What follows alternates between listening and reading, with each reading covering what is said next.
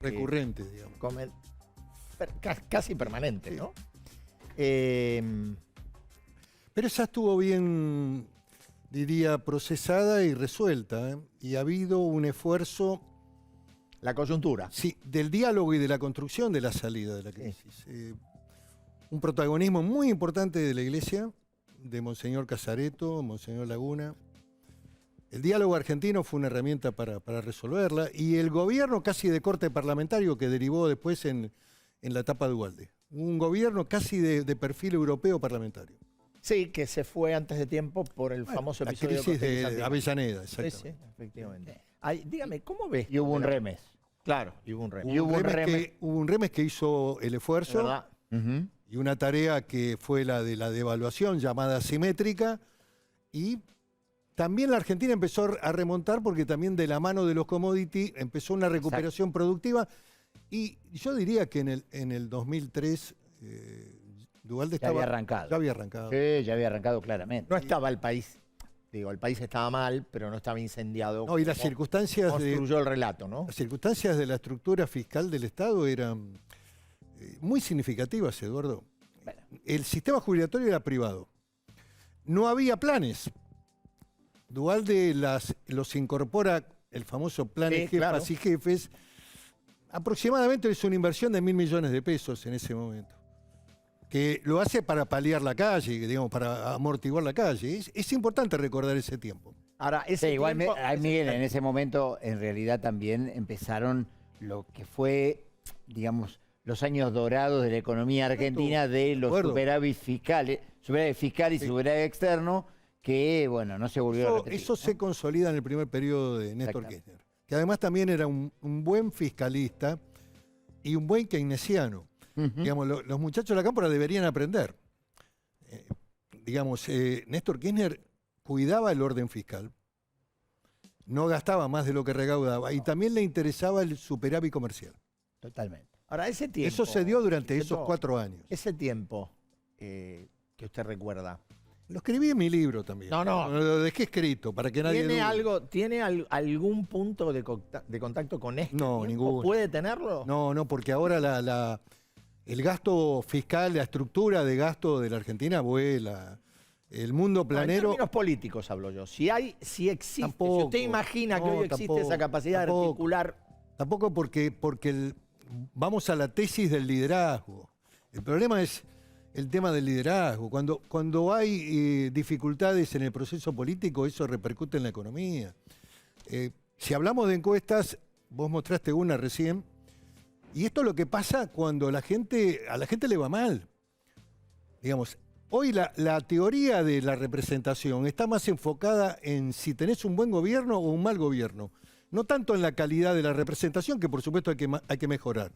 Pero si vos tenés un mal gobierno, la crítica hacia la política es devastadora.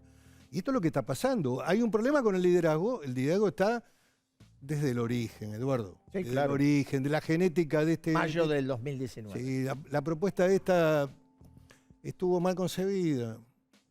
El poder estaba donde sigue gravitando ahora. Para bien o para mal sigue gravitando. Es un dato de la realidad política. Pero gravita, a ver, puede ser una apreciación con dosis de subjetivismo, pero me parece que gravita en forma declinante ya. Bueno, eso lo vamos a evaluar. También podría ser, ya casi mirándolo quizás como... No me corresponde, pero un análisis de tipo político. También podría ser el comienzo de una propuesta política diferenciada del actual gobierno. Absolutamente.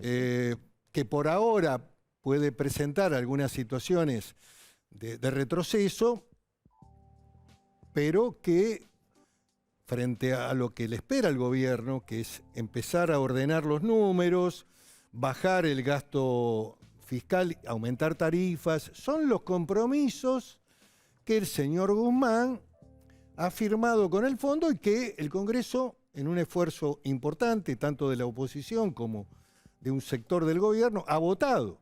Lo que hay que hacer es darle claridad a la marcha de la economía, y el señor Guzmán lo único que hace son impuestos que son verdaderos disparates. Este impuesto de la renta inesperada es realmente muy burdo y le pega además a los que pagan, a los que ya tributaron el impuesto a la riqueza, a todos aquellos que generan empleo en la Argentina. Me parece hasta ridículo. Y además hasta creo que tienen conciencia de que esto no va a pasar por el Congreso. Sí.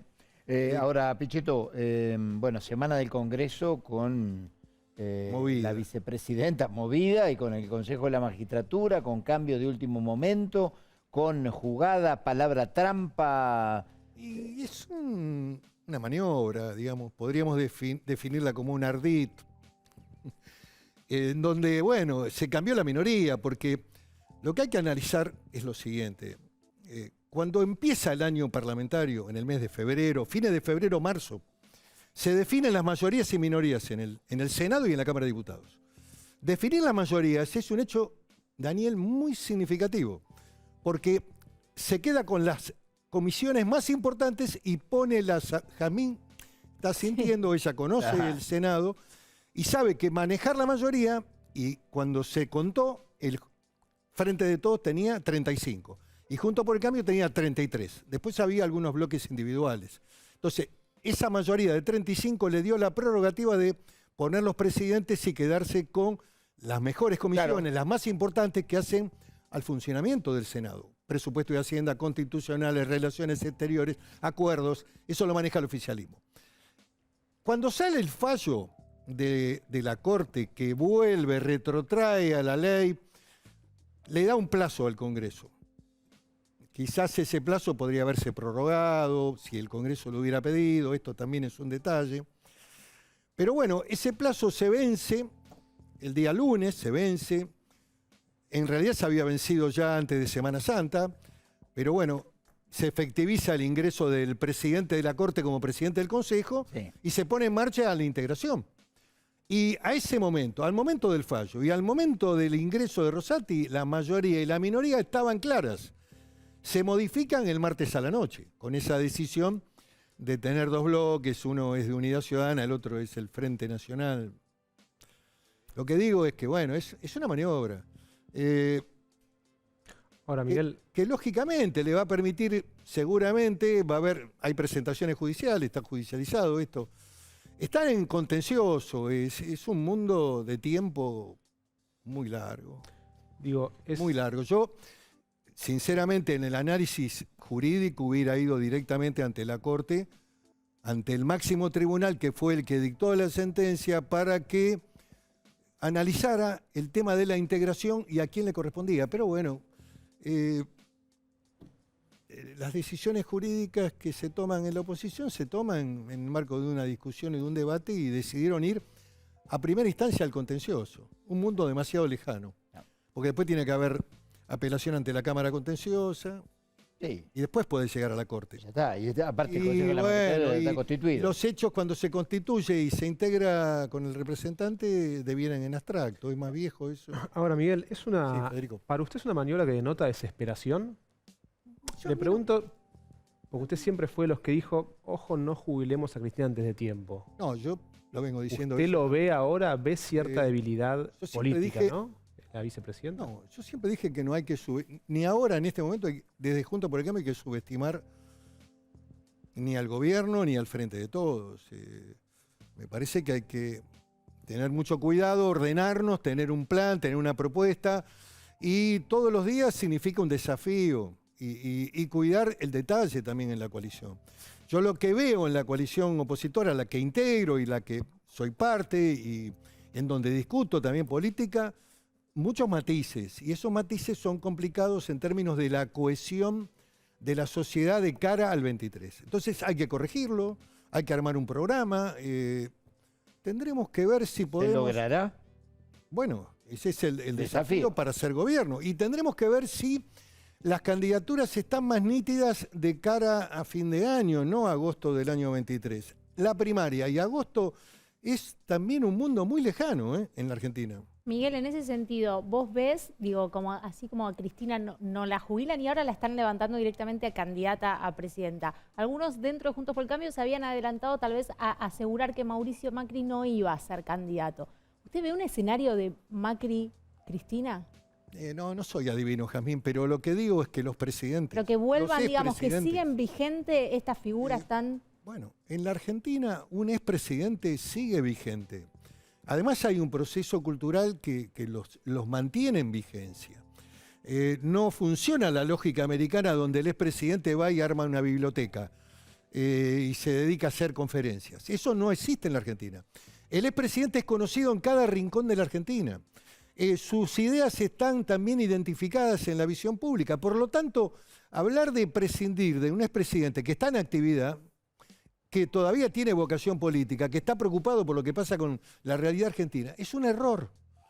Es una decisión que a lo sumo tendrá que tomar alguno de los dos que estamos hablando, tanto de la vicepresidenta como del expresidente Macri, que son decisiones de naturaleza personal y que en realidad habría que preguntarle a ellos qué quieren hacer con su futuro. Pero en la política, prescindir de ellos así alegremente, se tienen que jubilar, se tienen que retirar. ¿Sabes cuál era la respuesta? Hay que ganarles. Hay que ganarles en el proceso interno. Usted está con un partido a nivel nacional. ¿Tiene ganas de ser candidato en 2023? Yo estoy construyendo un espacio del peronismo republicano y del centro derecha nacional. Y mi intención es consolidar ese espacio y también aumentar el volumen de Juntos por el Cambio. Probablemente, y esto es lo que también muchos dirigentes en el país, el 13 de mayo vamos a hacer una reunión acá en Parque Norte con toda la dirigencia del país. Y bueno, lógicamente que va a haber una decisión que vamos a tomar colectivamente de la participación en el proceso de la primaria si no hay niveles de consenso que puedan llevarnos a tener mayor rapidez y efectividad en la toma de decisiones. En ese espacio que usted no imagina que está construyendo y en esa idea de ampliación, por ejemplo, cabría un Juan Schiaretti. Bueno, en la medida que se sume decididamente... Digo Juan Schiaretti por tomar un caso, hay otros. Yo lo que quiero decirle, porque a mí no me gusta confundir a la opinión pública. Tengo un gran respeto por el gobernador de Córdoba, es un hombre al que valoro y representa una provincia muy importante, pero hoy la propuesta nuestra es acompañar a los dirigentes de Juntos por el Cambio que han ganado la elección parlamentaria. Y fundamentalmente una figura muy importante, que es la figura de Luis Juez, que ha ganado la elección de senador, que ha sido también candidato a gobernador y que ha perdido por muy poco, una elección muy reñida, y yo voy a trabajar en ese espacio. Entonces, bueno, no es una cuestión de personas acá, es una cuestión política. Si yo me reúno, si me saco fotos... Bueno, pero usted habla de peronismo republicano, bueno, ahí hay un espacio... Hay un espacio donde mucha gente decepcionada del rumbo que ha tomado el gobierno y fundamentalmente el kirchnerismo en términos de la toma de decisiones, política internacional, política económica, mundo planero, movimientos sociales, gerente de la... Todo lo que usted me ha escuchado reiteradas veces. Por supuesto que hay mucha gente que viene del peronismo y que puede tomar en cuenta esta propuesta y sumarse a una coalición mucho más amplia de sectores identificados con el PRO, con la Unión Cívica Radical, y armar un proyecto que recupere la Argentina para un capitalismo serio, ordenado, que la Argentina vuelva al mundo del trabajo. En ese capitalismo serio, ordenado y en ese centro derecha está Milei también. Digo, porque me parece que Javier Milei vino a partir la oposición, básicamente. Milei expresa, a ver, indudablemente que hay que valorar lo que hizo en este breve tiempo de su proceso político. Ha hecho una muy buena elección en la ciudad y está proyectando su imagen, y va de la mano también un poco de lo que mencionaba Eduardo al comienzo de esta charla y en los cuadros. Hay un cuadro de la UBA hecho por la Facultad de Psicología que es mucho más letal que el que acabas de presentar, en donde el 80% está cuestionando la política, el gobierno, la marcha del gobierno, el rumbo de la economía, las expectativas. Es todo negativo. Sí. Te quiero decir que hay algunos escenarios mucho peores. Entonces, lógicamente que ahí se construye un mensaje que Milei elabora muy bien, que ya tiene su experiencia en Europa con los indignados, con los chalecos amarillos. Hace una década este fenómeno de lo que llama la casta. El fenómeno de la antipolítica aparece nítidamente en España con Podemos, en las marchas en la calle. también se refleja en Chile en la última elección. La aparición de Boric, que es un fenómeno de los reclamos juveniles por mayor educación, igualdad y acceso a la universidad, es también producto del enojo social y de la no previsión de la dirigencia política chilena, que no la vio venir. Y rompe un esquema de alternancia de dos estructuras, coaliciones muy sólidas, tanto de centro derecha como de centro izquierda en Chile. Lo que digo es que Milei abreva ahí algunas ideas que Pero él tiene. abreva más en Juntos por el Cambio que en el peronismo. Que en el frente de todo, de ya. Bueno, él tiene una visión muy clara respecto no solamente al rechazo por izquierda, que yo también lo tengo, digamos, ideas que abrevan en visiones del PC viejo, histórico, intervenciones, cepos, todas estas medidas que son burdas, precio de los alimentos, control con los muchachos en los supermercados, todo eso yo también lo comparto. Lo que creo es que él tiene, digamos, desde el punto de vista de mi diferencia con él, algunas ideas incluso desde el capitalismo, la actividad económica, las libertades, yo también las avalo. Mi visión es que yo soy un hombre de la política y que creo que esto se resuelve con política, partidos políticos, democracia y más calidad. Y más nivel de representación y un buen gobierno. Porque si el gobierno es malo, nos vamos todos por la alcantarilla. Miguel, recién hablaba de la crisis del liderazgo y hablaba de cómo fue concebido este gobierno, digamos, la fórmula. Usted conoce hace mucho a Alberto Fernández, hace muchos años. ¿Le sorprendió cómo la falta de resolución del presidente en esta crisis con la vicepresidenta? No me gusta hacer valoraciones de tipo personal. Sí, hay hechos de la política en la Argentina de estos dos últimos 2 años y ¿cuánto llevamos? 4 meses. Sí. Que merecen un análisis político. El presidente Fernández tuvo una gran posibilidad de consolidar un liderazgo muy importante en la Argentina. Está cruzado por la pandemia, pero también está tomada una medida totalmente incorrecta, que es haber sometido a la Argentina a una cuarentena de casi 1 año y haber paralizado la actividad económica.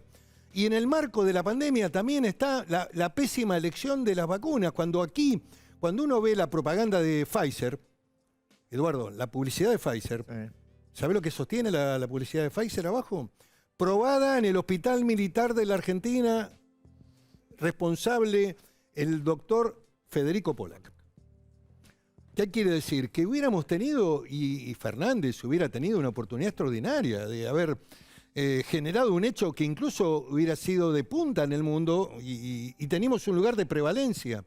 Bueno, ¿cuáles son los argumentos, los temas que el camino se desvía? Y bueno, estas son explicaciones que en algún momento surgirán.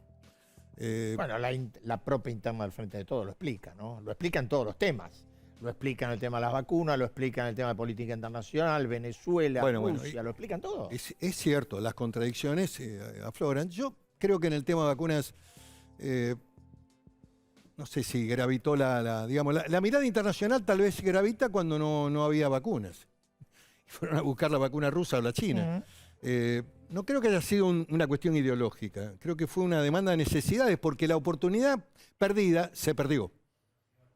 Pfizer estaba dispuesto a vendernos 13 millones de entrada, íbamos a ser los primeros países del mundo que íbamos a comprar Pfizer, no se compró. Miguel, ¿Cuál es el motivo de por qué no se compró? Bueno, eso es un tema que en algún momento se dilucidará. Usted decía, Fede conoce muy bien a los personajes. ¿Cree que hay una posibilidad de retorno? La vicepresidenta le entregó un libro, le regaló un libro en el que habla de un camino de una superinflación y demás, y otro momento de la historia. Usted, faltando 2 años... El libro de Juan Carlos Torres, era un funcionario del Ministerio de Economía y habla de la crisis de la hiperinflación de Alfonsín en el último año. Por eso. Que determina la salida anticipada de Alfonsín y la entrega del poder a 2 años y ese regalo sugestivo y esta crisis. Seguramente la vicepresidenta visualiza que el proceso inflacionario puede viralizarse y dispararse. Hay malas noticias. Lamentablemente, tenemos que decirle a la opinión pública que está viendo este programa, que seguramente debe ser muy amplia, hay malas noticias. Estuvo el titular del INDEC con el jefe de gabinete. Y lo que le transmitió es que la de abril va a estar cerca del 6, no del 5. Sí, 5 y tirolas, ¿no? Y 5, casi 6. Con lo cual, eso determina una evolución que nos lleva a un 60, un 70, qué sé yo. Ojalá la puedan ordenar. No creo que con estas medidas puedan ordenarla. Incluso el impuesto a la renta inesperada, que no existe en el mundo, es un concepto armado por el ministro Guzmán. Esto es realmente desastroso porque, a ver, la van a pagar los que tengan una renta superior a 1.000 millones. Por supuesto que esos interactúan con productores, con empresarios pyme. Eso después va a esos empresarios el coste y después esos empresarios lo trasladan al consumo. Lo va a terminar pagando la gente también con más inflación. O sea que acá es ridículo, Eduardo. Hay que empezar a analizar con un poquito más de fineza este tipo de decisiones que toma el gobierno. Por eso, ¿se puede ir camino? ¿Usted cree que puede pasar eso hacia Yo una deseo que no hiperinflación? ocurra, pero la tendencia, en realidad lo que le remite en el libro es tener cuidado que puede pasar esto, le está diciendo eso. A ver, lo traducimos. Cuando le manda el libro de Torre, ¿qué se llama? Infierno en el quinto piso. Una temporada en el quinto piso. Temporada del quinto piso. No lo leí. El quinto piso no lo es leí. el piso donde está el ministro de Economía. Exactamente. En el El Ministerio de cuarto estaba Torre. Economía. Exactamente. Y en el cuarto también estaba el actual presidente. El actual presidente. Claro. Alberto Fernández. Claro. Y era funcionario. Alberto Fernández era funcionario, estaba en el cuarto, exactamente. No tiene nada de malo que haya sido funcionario, era funcionario. No, digo, después de estaba haber en- estado en el octavo cuando estuvo en Seguros. No, eso fue con el gobierno de Menem. Pero, pues, A ahí ver, está. Era en el el- cuarto fue funcionario De Caballo. Y la traducción Tampoco, me fue interesa. funcionario Ah, de del gobierno Alfonsín. Estaba diciendo ¿Cuál es la la traducción. La traducción Redondeemos es la que ordena esto porque viene la hiper. Y eso nos lleva puesto a todos, porque no se lleva solamente puesto a este gobierno, Sí. sino también puede configurar la puerta de entrada de una crisis política mucho más grande. Pero en ese sentido le regalo un libro alertando sobre la hiper, pero por el otro lado el kirchnerismo en las últimas semanas, el rumor es en 2 meses se estalla el acuerdo con el Fondo Monetario Internacional. Bueno, ¿No? O sea, a hay ver. como un rum de que eso no aguanta, ¿no? Yo me levanté a la mañana del día martes a la mañana. Tengo muy mal humor cuando me levanto a la mañana. Siempre prendo la televisión para escuchar las noticias. Escuché Bueno, pero eso es letal. al corresponsal de La Nación en Washington, hablando de que el ministro llegaba a Washington para Calibrar. recalibrar No, ahora, el acuerdo. Hoy lo sacaron a los escobazos, Sí. en el fondo. Le dijeron, no hay forma de tocar lo Las que se metas. firmó hace 20 días. No se cambian las Tenés metas, que dijo. cumplir con las metas que te comprometiste. Y sería bueno que le explicara a la sociedad cuál es el rumbo. Ujú. Van a ser política soviética en términos económicos. Se los explico. Van a ser política de clase. Si vos vivís en Barrio Norte, o en La Recoleta, o Palermo, o a lo mejor en algunos barrios importantes todavía de Buenos Aires, Belgrano, ahí vas a pagar más electricidad y más gas. Si vivís en la tercera sección, en La Matanza, ahí vas a pagar menos. Es una política de corte de clase, clasista. Política económica clasista. Eso es lo que nos viene. Bueno, Pichetto, gracias por estar, ¿eh? No le había contestado a Federico, me parece. No, me quedó. ¿No me contestó? Sí, le contesté. Ah, me contestó, sí, me contestó. Gracias, Pichetto, por estar. No, Gracias, Nosotros Buenas noches, hacemos un corte y a la vuelta, bueno.